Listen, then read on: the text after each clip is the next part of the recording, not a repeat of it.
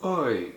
Hoje resenhando o conto Os Perturbadores do Silêncio, escrito por Monteiro Lobato, aqui da sua coletânea Cidades Mortas e dentro do nosso projeto Contos do Meio-Dia, edição 2021. O silêncio em Oblivion é como o frio nas regiões árticas, uma permanente. Não se compreende a segunda sem o primeiro. Ele a completa. Ela o define. Durante a noite, aquele silêncio faz-se inteiriço como a escuridão. Por mais que se apurem, os ouvidos nada ouvem a não ser um vago e remoto ressoar, que lembra miríade de grilos microscópicos em imperceptível surdina chiadeira. Assim começa Os Perturbadores do Silêncio, escrito por Monteiro Lobato, que conta a história, acho que, claro, de novo, né, da cidade, mais outra cidade morta. Aliás, a mesma talvez, porque aqui é citado que a cidade se chama Oblivion, como foi na história anterior que a gente viu na semana passada. Pois é, eu sempre costumo dizer que na verdade não é que é a mesma cidade necessariamente, mas uma espécie de modelo de uma cidade morta, mas outra. Ou seja, na verdade, eu acho que a grande proposta mesmo do escritor é realmente em cada novo conto ou cada nova crônica por aqui, ele dá um novo apanhado, uma nova visão, uma nova interpretação dessas cidades que se foram. Pois é, e aqui temos então essa situação curiosa, onde é muito bem declarado para a gente que a cidade gosta, claro, os habitantes da cidade, né, os poucos que ainda estão, eles gostam do silêncio e qualquer coisinha que venha atrapalhar exatamente isso já começa a deixar todo mundo irritado. No começo aqui do texto é detalhado que à noite pouquíssimas coisas realmente conseguem romper o silêncio. Uma coisinha aqui, uma coisinha acolá. Mas o que vale mesmo é o que acontece de dia. Pois é, e aí sim temos uma situação onde justamente por causa dos moradores acordados, eles, digamos que respeitam o silêncio. Claro que acontece alguma coisa que não vai perdurar por muito tempo realmente a paz, digamos assim. Pois é, temos então em destaque a figura de um funcionário público, um negro, que ele tem que fazer seus afazeres, claro, são ordens do prefeito, e então ele trata de andar com o seu carrinho de mão, que digamos assim está bem gasto, e o texto até diz que está tão gasto quanto a pessoa que empurra. Pois é, a roda do carrinho ela fica raspando, provavelmente está enferrujada, então fica fazendo um nheque-nheque o tempo todo à medida que esse funcionário público tem que cumprir os seus afazeres. Então, literalmente, ele vai passando pela rua e as pessoas ficam incomodadas. E fica nisso, basicamente, essa história. É claro que você se pergunta, mas peraí, isso lá é uma história? Basicamente só um contexto. Realmente, é só isso, mas a gente pode sim pegar boas, digamos, interpretações a respeito desse texto simples. Como eu disse, provavelmente eu acho que a proposta é realmente a cada novo texto pegar uma característica interessante dessas cidades mortas. Aqui justamente o silêncio é interessante porque, na verdade, se a gente for lembrar de algumas referências que a gente tem, por exemplo, daquelas cidades realmente mortas que a gente via nos filmes de faroeste, do cinema americano.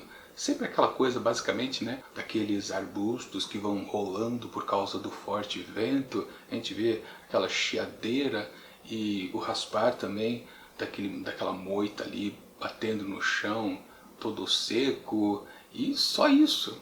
Justamente porque aquelas cidades não só abandonadas, são cidades fantasmas.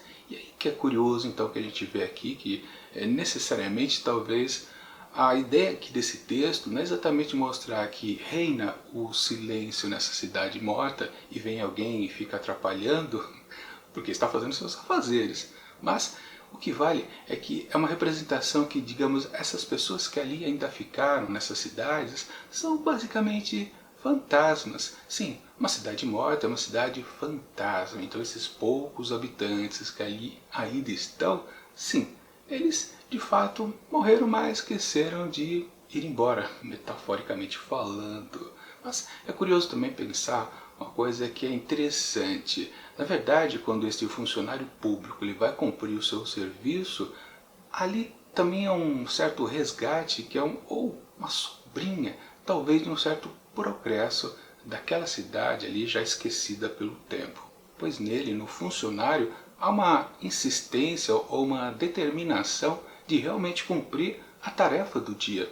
Todo novo dia ele tem algo para consertar ali na cidade, ele vai lá com o seu carrinho de mão, e ele fica lá fazendo nheque-nheque o tempo todo, e só para quando está finalizado o que ele tinha que provavelmente consertar, reparar, sabe lá exatamente o que ele faz, não é descrito no texto.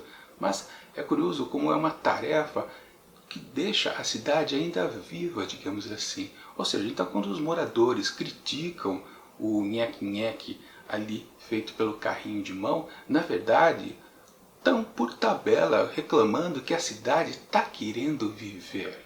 Ou seja, tudo então, a reclamação dos moradores passa a ser um lamento de fantasmas. Ou, por outro lado, né, pode ser que justamente o carrinho fazendo nheque-nheque, ele está também incomodando, como se fosse um fantasma, os moradores que ali sobraram da cidade. A gente pode fazer então essas duas interpretações a respeito desse texto, que realmente é muito simples, ele não tem nada demais. É quase daqueles, claro, que a gente consegue esquecer depois de poucas horas. Mas, se a gente leva por esse lado de tentar achar uma interpretação para essa pouca coisa que o Monteiro Lobato nos ofereceu, a gente chega nesses pontos. Uma cidade fantasma que não gosta desse tipo de fantasma, exatamente o ruído provocado por esse carrinho de mão, que necessariamente talvez seja um indício que aquela cidade ainda não está totalmente morta. Claro, a depender dos moradores, sim, porque eles ficam completamente irritados por causa desse barulho diário. Aqueles outros que acontecem à noite, digamos de passarinhos ou do sino da igreja que toca, isso ainda vai. Mas necessariamente por causa desse funcionário específico que está trabalhando para a prefeitura, é que incomoda bastante todos. Ou seja, não há uma reclamação que a cidade morreu, há uma reclamação que a cidade ainda tem um suspiro bem leve de vida. O que torna tudo claro um grande de um contraponto aqui proposto pelo Monteiro Lobato.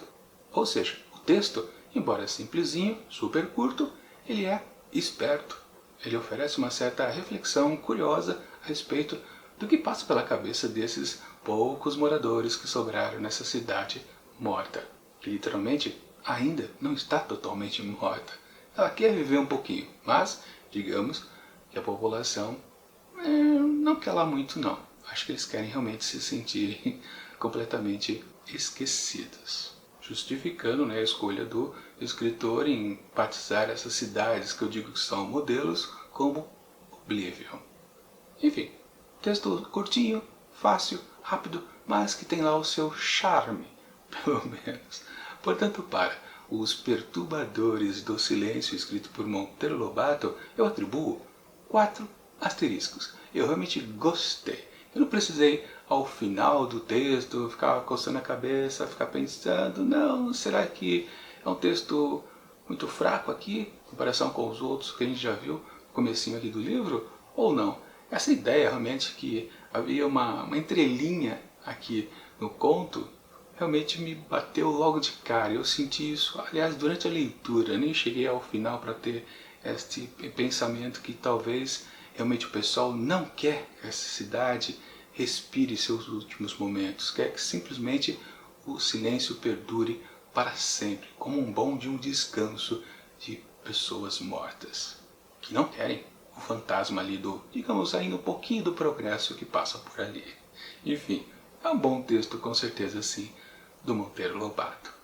Bom, agora a gente precisa combinar que na semana que vem veremos mais outro aqui de Cidades Mortas. E enquanto esse próximo vídeo não chega, a gente também já combina que sexta-feira que vem veremos um texto da escritora argentina Mariana Enríquez, com mais um texto, mais um conto, na verdade, tenta, digamos assim, ser um pouquinho com suspense. Eu já li o texto, não sei se eu gostei muito, mas eu vou dizer apenas na próxima sexta-feira, no próximo vídeo. Mas, enquanto ele não chega, e o próximo também da semana que vem, do Monteiro Lobato, eu deixo aqui do lado dicas de outras resenhas que já apareceram aqui dentro do projeto Contos do Meio-Dia, edição 2021, aqui nesse começo de ano. E tchau!